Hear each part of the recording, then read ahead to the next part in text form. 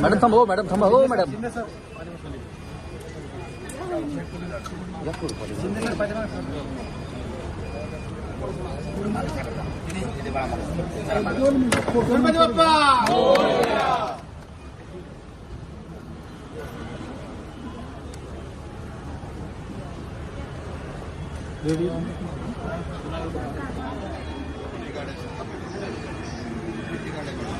Okay, इकडे बघा समोर.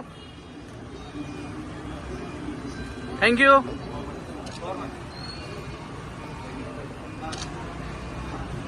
वहिनींच्या प्रयत्नातून आपल्याला 10 गाड्या मिळालेल्या आहेत.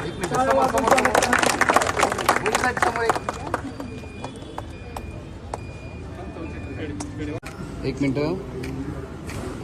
थँक्यू. थँक्यू.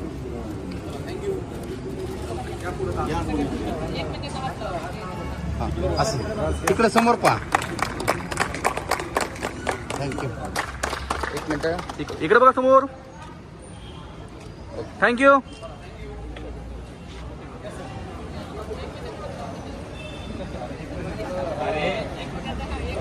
हा इकडे समोर पहा सगळे. समोर. थँक्यू. समोर. Okay thank you.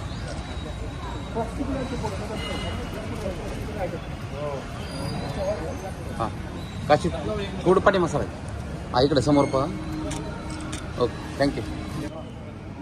Okay thank you.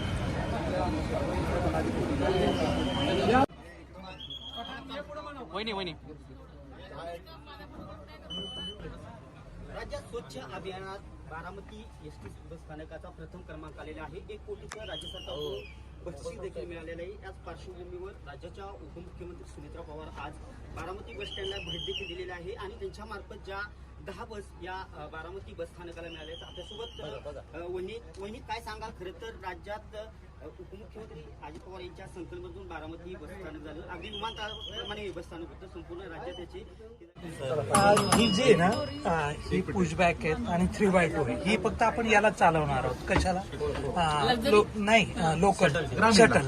म्हणजे आपण जे बारामती इथेच लोकल आहे. इथे लोकल करतात. या ज्या लॉंग रूटला नाही होत. मिनी बसची मागणी केली होती आम्ही. City bus. सिटी बसची. ही चालेल.